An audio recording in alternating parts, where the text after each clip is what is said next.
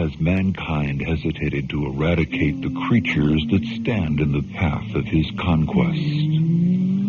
Is it possible that our dark past might repeat itself when we begin the colonization of other worlds? If we find intelligent species, will we respect their right to live peacefully on their own world? Will we respect their right to exist? And two more questions. How will we know if the species is truly intelligent? And if we do, will it matter? Sci-Fi Radio presents an adaptation of Robert Silverberg's short story, Sundance. Tom Two Ribbons is an American Indian who has been sent into the stars to help ready a new world for colonization. Tom is a biologist. He's been married twice, but has no children. His great-grandfather died of alcoholism, and his grandfather was addicted to cheap hallucinogenics. His father compulsively visited memory editing parlors. Tom himself has tried them all. He recognizes in himself the need not to remember, and he is afraid of the ways that his ancestors used to erase the images that haunted them. Tom Two Ribbons, unlike his father and fathers before him, has yet to determine his own special mode of self-destruction. Tom is part of a mission that is eradicating the indigenous species of a world soon to be colonized by human agriculturalists. The species, known as the Eaters, are ecology wreckers, devourers of oxygen-liberating plants. They have to go. Suppose the Eaters. Suppose. Just suppose. But a seed of doubt has been planted in Tom Two Ribbons' mind. Suppose. Just suppose. Tom tries to believe that there is a difference between the eradication of the Plains Indians from the American prairie in the 19th century and what's happening here, now, on this new world. What's happening to the Eaters is more like what happened to the buffalo. At least, that is what Tom desperately wants to believe. But try as he might, the seed has been planted.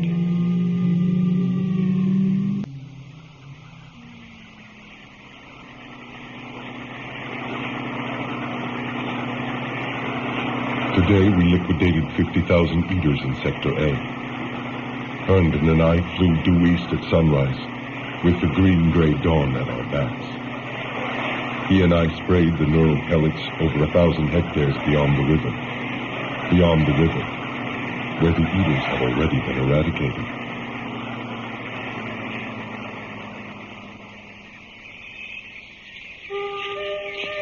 I'll get the juice flowers, Tom.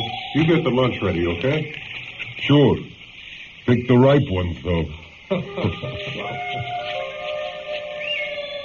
Good food, Tom. Thank you. But better juice flowers. I should thank you.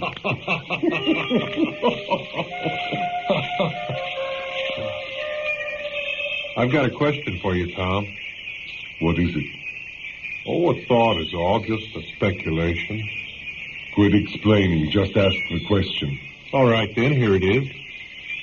How would you feel about what we're doing out here if it turned out that the Eaters weren't just animal pests, that they were a people with language and a rights and a history?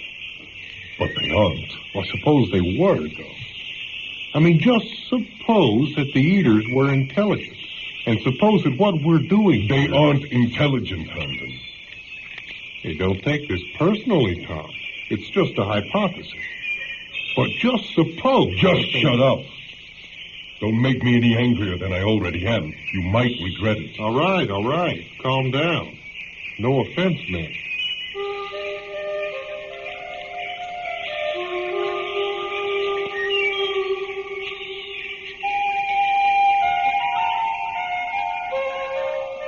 Don't think about it.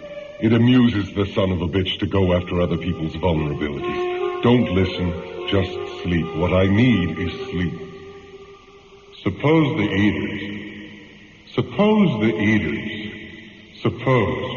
Just suppose. And so you sleep, darling. But all during the night, Herndon's remarks echo through your mind. And in your dreams, you swim through rivers of blood. It's foolishness, Tom. You're in the midst of a feverish fantasy. You know the importance of eradicating the eaters before the settlers get here. They're just animals, and they aren't harmless. They're ecology wreckers, devourers of oxygen-liberating plants, and they have to go. Besides, darling, a few have been saved for zoological study, but the rest must be destroyed. Ritual extirpation of undesirable beings, the oldest story of them all. So let's not complicate our job here with moral qualms. Is that what you advise? Don't worry, my love. The eaters don't even have blood. What the eaters do have is a kind of lymph that permeates every tissue and transmits nourishment along the interfaces. Waste products go out the same way, osmotically. The beauty of their biology is that they allow for very neat extermination. Within an hour after they ingest the pellets, the eater's life ceases. In 2 hours, the eaters become a puddle. In 4, there's nothing left at all. And considering how many millions of the things are scheduled for execution, it's a good thing they are self-disposing. I need sleep. Please, God, help me. I need to get away from these thoughts. Suppose the eaters. Just suppose. Damn you to hell, Herndon. You're acting strange lately, Tom. You certainly are. Perhaps what you need is a memory editor. Scrape those stupid memories out of your head, darling. If you dare. If you dare. If you dared. If I dared. But in the morning I don't dare. Memory editing frightens me. There's a difference in the way they exterminated my people and what we're doing here. I can't go through the editing again. I can't keep destroying myself, piece by piece. I think we've got a real problem here. I know we do. No question in my mind. I tell you, he's just... Quiet. Here he comes. Who sprays the pellets today? Mike and Chang, Sector C. 11 more days and we ought to have the whole peninsula clear. Then we can move inland. That is, if the pellet supply lasts. Did you sleep well last night, Tom? No, I didn't, Herndon. You look troubled, darling. Can I help you? No. Thank you. I don't need any help. I hate it when you get gloomy. It's one of my many racial traits. I don't believe that for 1 minute. The truth is that my last personality reconstruct is wearing a bit thin. I'm just a walking veneer. A mere shell of a red man. I doubt that very much. Marry me? Maybe. Later. Anyway, it's just a passing gloom. I can edit it for you with one quick snip. I know you can. You're the best at it, Ellen. The very best. But no, thank you. Oh, that's right. I forgot. You don't like editing. My father spent 50 years getting himself pared down to a thread. He had his ancestors edited away, his heritage, his religion, his wife, his sons, finally his name. Then he sat around and smiled all day. No editing, thank you.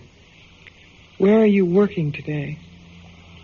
In the compound, doing some behavioral studies.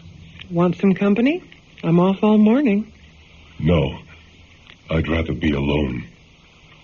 All right, if that's what you want. I'm sorry, Ellen. Maybe this afternoon, okay? Okay, darling. You go be alone. Commune a while with your eaters.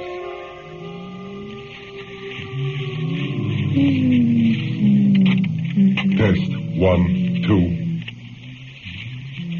Spherical, bulky, slow-moving creatures, covered by masses of coarse orange fur. Saucer-like eyes protruding above narrow, rubbery lips. Their legs are thin and scaly, and their arms are short and held close to their bodies.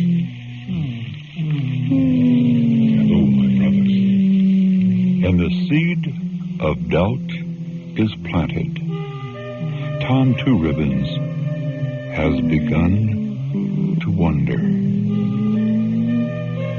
And now, things will never seem quite the same to Tom Two Ribbons as the seed of doubt begins to grow.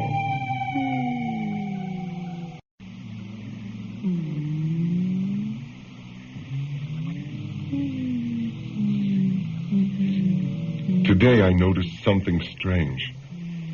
Perhaps I simply sniffed too much oxygen in the fields, or maybe I was succumbing to the suggestion Herndon planted.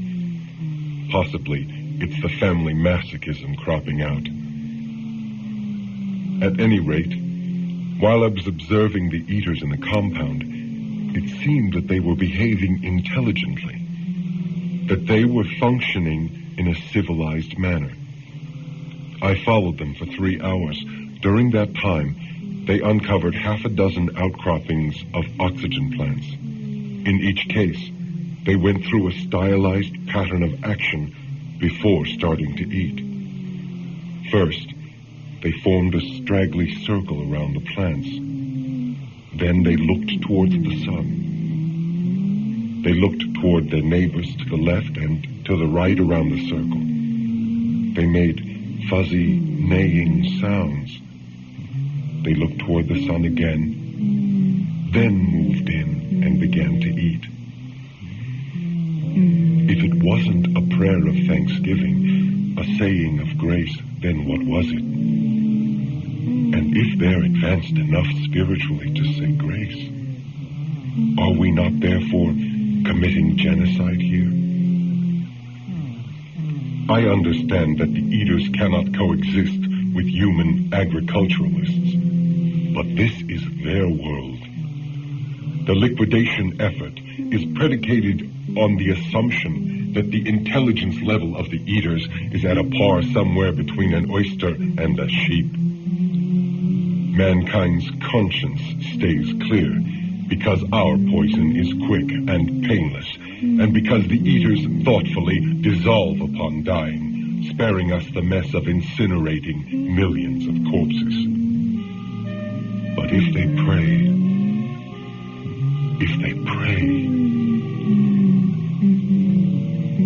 I'll need more evidence before I speak to the others. Hard, objective evidence. Films, tapes, record cubes. What good it will do, I don't know. But at the very least, I can withdraw from the operation, head back to Earth, and try to stir up a public outcry. I hope, I pray, I'm not imagining this.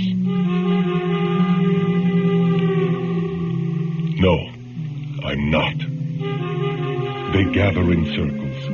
They look to the sun. They neigh and pray. They're only balls of jelly on chicken legs, but they give thanks for their food. Their eyes stare accusingly at me. The tame herd knows what is going on. That mankind has descended from the stars to eradicate their kind, and that they alone will be spared. They know, and they hate us. Jesus, we have killed 2 million of them since we got here. I am stained with their blood. I must be careful or I'll end up drugged and edited. I can't let myself appear to be an agitator. I have to find allies. Surely Herndon is onto the truth. He's the one who nudged me to it the day we dropped the pellets.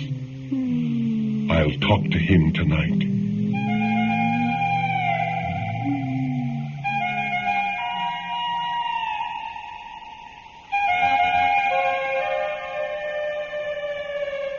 I've been thinking about the suggestion you made, Herndon. About the eaters. Perhaps we haven't made sufficiently close psychological studies of them.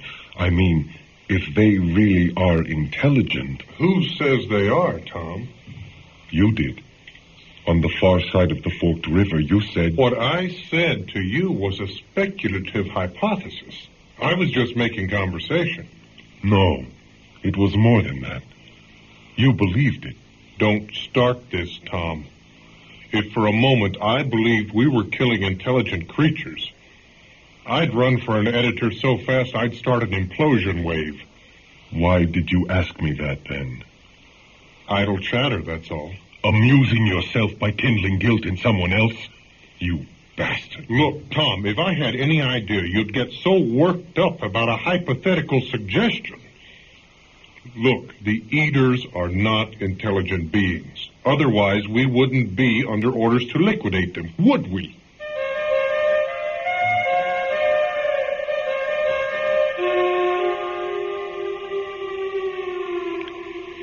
No, I don't know what Tom's up to. But I do know he needs a rest. It's only been a year and a half since his last personality reconstruct.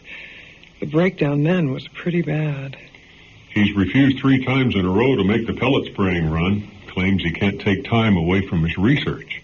What kind of research is he doing anyway? Not biological. He's in the compound with the eaters all the time, but I don't see him conducting any tests on them. He just watches them. And talks to them. About what? Who knows? Look, you're closest to him, Ellen. Can't you bring him out of this?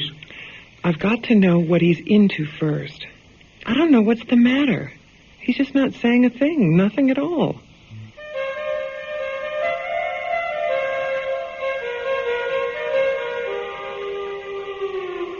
Oh, you're wonderful, Tom. You're the best.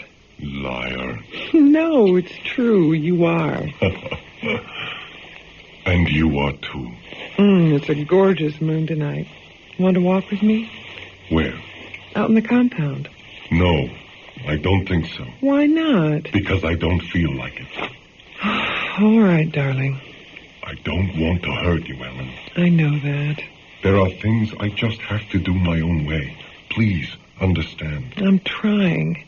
Just please be careful, darling. For me.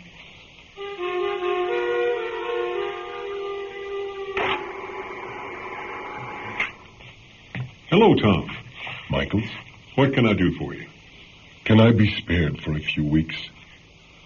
What do you mean? I've got some field studies to do. I'd like to leave the base and work with the eaters in the wild. What's wrong with the ones in the compound? It's the last chance with the wild ones. Mike, please, I have to go. Alone or with Ellen? Alone. All right, Tom. Whatever you want. Go. I won't hold you here.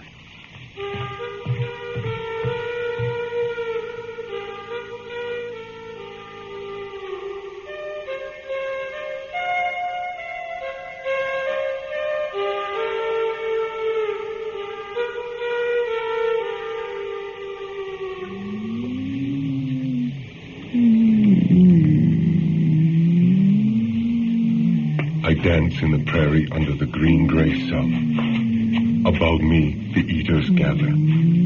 I am stripped naked. The sweat makes my skin glisten. My heart is pounding. I talk to them with my feet.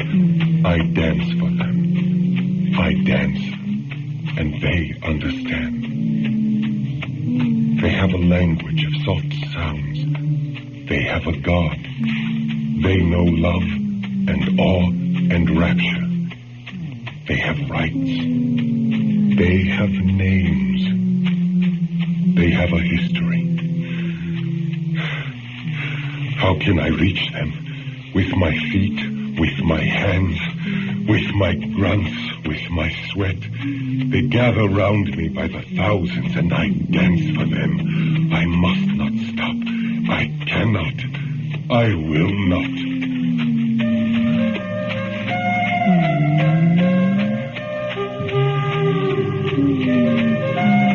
Listen to me, my brothers. I am your friend. Trust me. Talk to me. Teach me. Let me preserve your ways, for soon the destruction will come.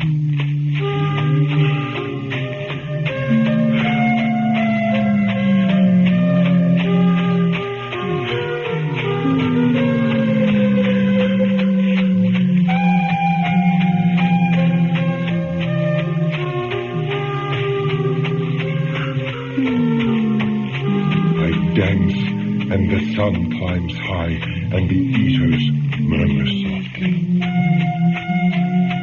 I dance towards the chief, back, forward. I bow and point toward the sun. I imagine the being who lives in that ball of flame. I imitate the sound of these people. I kneel, I rise, I dance. And now they dance too. They feel the power that flows from me. Slowly, uncertainly, they move toward me. They shift their weight, lift leg and leg, sway about. Dance, my brothers, as Tom Two Ribbons dances for you. We move in holy frenzy. They sing for me a blurred hymn of joy. They throw forth their arms, unclench their little claws. In unison, they shift their weight. Left foot forward, right, left, right. Dance, my brothers, dance.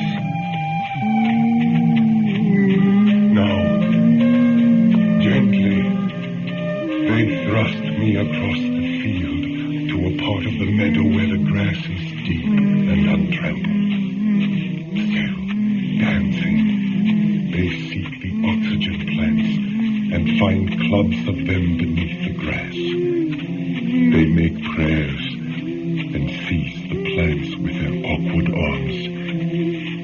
In anguish, the plants release floods of oxygen. My mind reels. I laugh and sing. The eaters thrust their plants toward me. It is a religious ceremony that I am witness to. Take from us. Eat with us. Join with us. This is the body. This is the blood. Take. Eat. Join. I bend forward toward the lemon-colored globe. I do not bite. I nibble as they do. My teeth slicing away the skin of the plant. Juice spurts into my mouth as the oxygen drenches my nostrils. The eaters sing hosannas. Take, eat, join. The juice of the oxygen plant flows in my blood. I embrace my brothers. I sing and dance. The eaters crowd closer. The scent of their bodies is sweet and fiery red to me.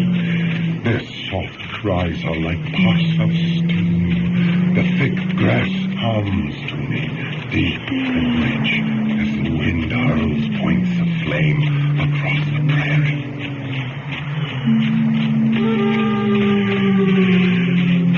I devour another oxygen plant, and another, as my brothers laugh and sing to me.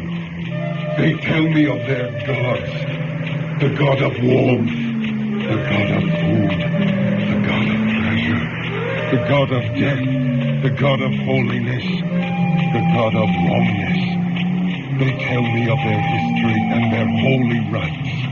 I must remember for them, for when it is gone, it will never come again. I dance as they sing to me in voices that are like splashes of green mold against the clean sheet of the sky. I dance, they dance, we sing.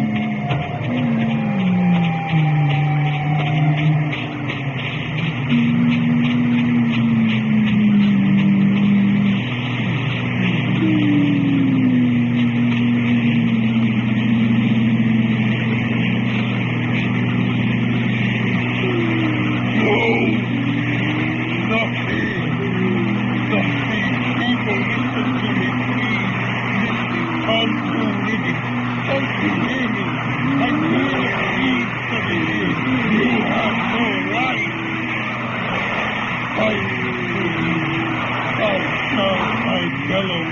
contemplate my stop this thing! Now! Can't you see?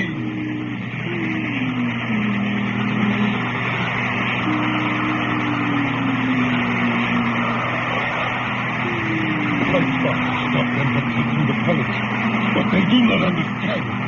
There is no way to prevent it. The eaters devour the pellets, twitch a moment, then die and dissolve. In a twilight of protoplasm, they vanish into the soil from which they came.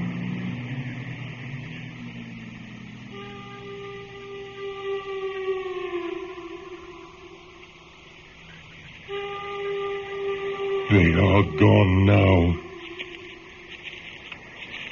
For hours I walk the prairie, alone. I inhale the oxygen. I eat the lemon-covered globes. The winds roar in the distance. Silence comes. Night falls. I dance. I am alone.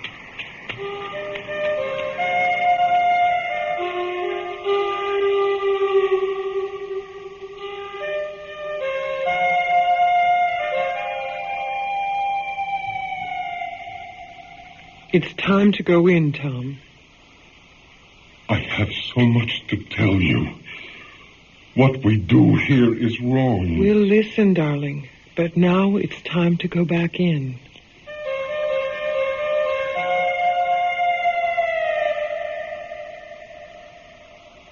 We never learn anything, do we? We export all our horrors to the stars. Wipe out the Armenians, wipe out the Jews, wipe out the Tasmanians, wipe out the Indians, wipe out everyone who's in the way. Then come out here and do the same damned murderous thing to the eaters. You weren't with me out there. You didn't dance with them. You didn't see what a rich, complex culture they have. Let me tell you about their tribal structure. It's extremely dense. 7 layers of matrimonial relationships to begin with. And an exogamy factor that requires... Tom, darling, no one is going to harm the eaters. And the religion. 9 gods, each one an aspect of the one God. They have hymns, prayers, a theology. And we, the emissaries of the God of wrongness, we come here We're and... not exterminating them, Tom. Won't you understand that?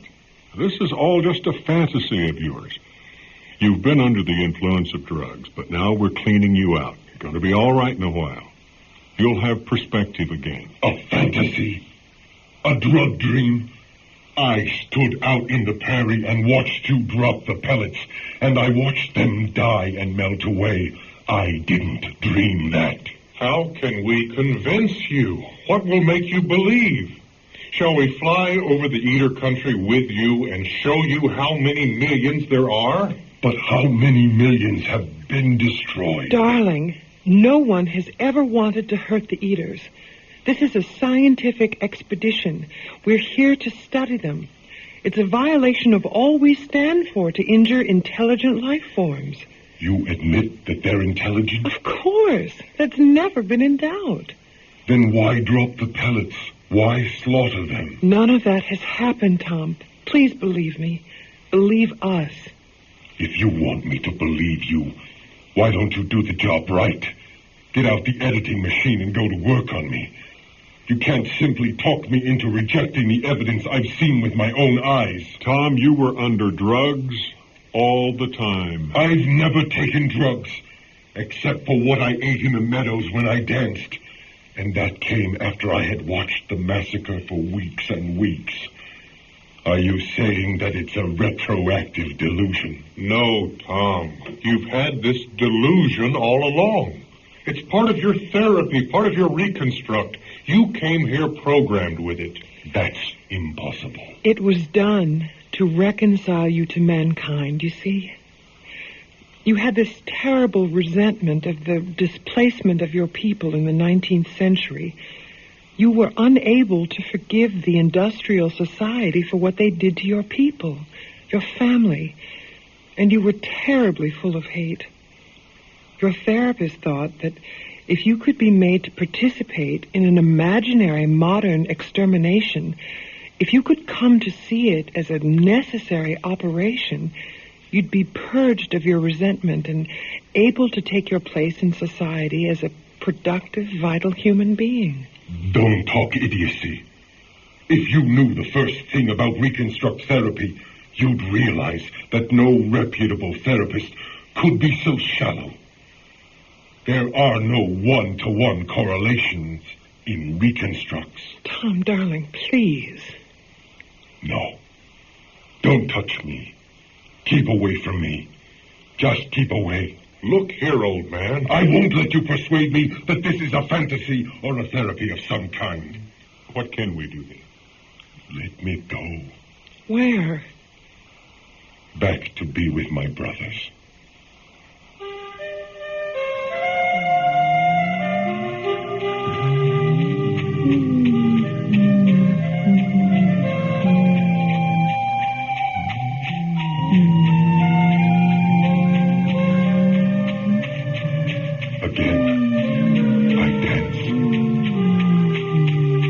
The sun is much hotter today. The eaters are more numerous. Today I wear paint and feathers. My body shines with my sweat. The eaters dance with me, and they have a frenzy in them that I have never seen before. We pound the trampled meadow with our feet. We clutch for the sun with our hands. We sing, we shout, we cry. We will dance until we fall. This is no fantasy. These people are real, and they are intelligent, and they are doomed. This I know. And we dance.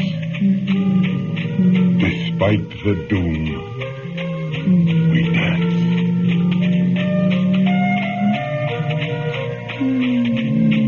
My great-grandfather comes and dances with us. He too is real. His nose is like a hawk's, not blunt like mine. And he wears the big headdress, and his muscles are like cords under his brown skin. He sings, he shouts, he cries. Others of my family begin to join us. We eat the oxygen plants together. We embrace the eaters. We know, all of us, what it is to be hunted. The clouds make music and the wind takes on texture and the sun's warmth has color. We dance. We dance. Our limbs know no weariness.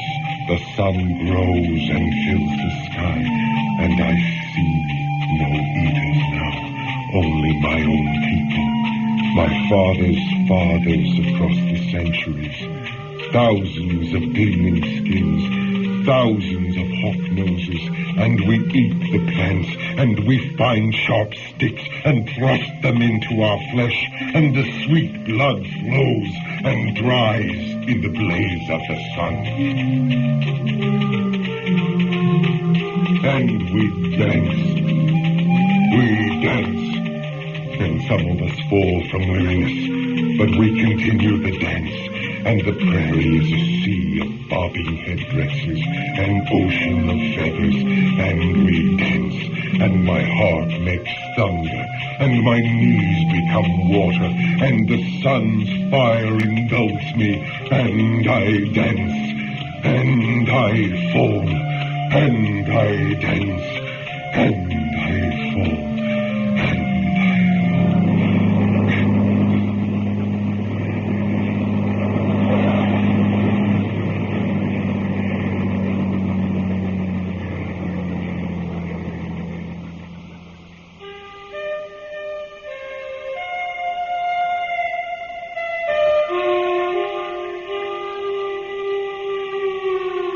Here, darling, The suction cap on your arm will drain the oxygen plant drug from your veins.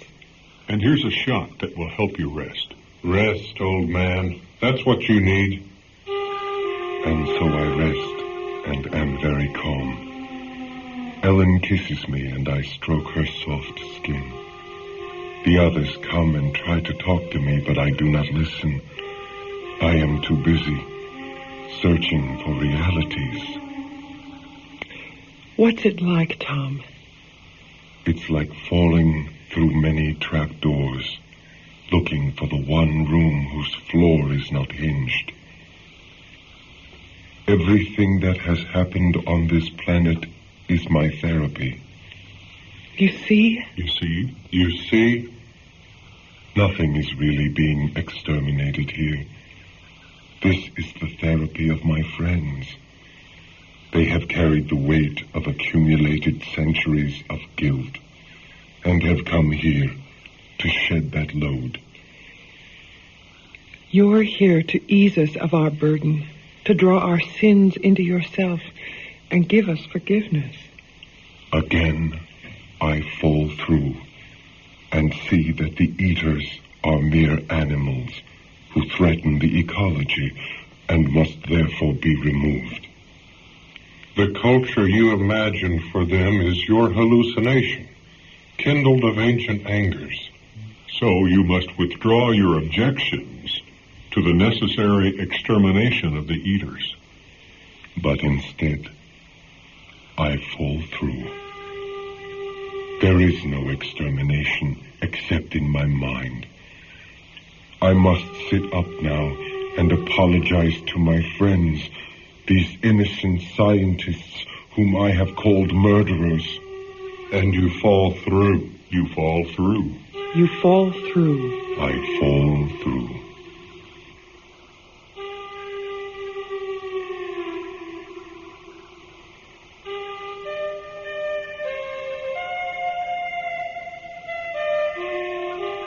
That which seems real is real. What we do, we've already done. True? Of course.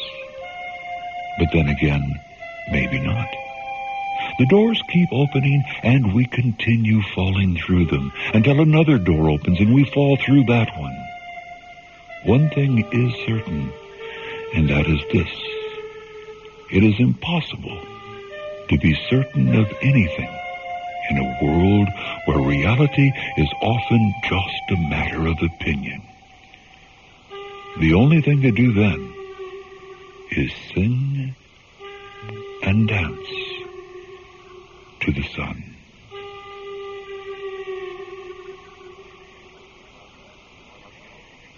Our cast featured Charles Carroll as Tom Two Ribbons, Mark Walters as Herndon, Wirt Kane as Michaels, and Nance Williamson as Ellen. The original story, Sundance, was written by Robert Silverberg and adapted for Sci-Fi Radio by Clay Charles Brown. Our director was John O. Williams. All music and sound effects were created by Ron DiUlio. The series producers are Kevin Singer and Ron DiUlio. Support for this program has been provided by a grant from the Corporation for Public Broadcasting. This is James Edward Kerr inviting you to join me soon for our next venture into the imaginary worlds of Sci-Fi Radio.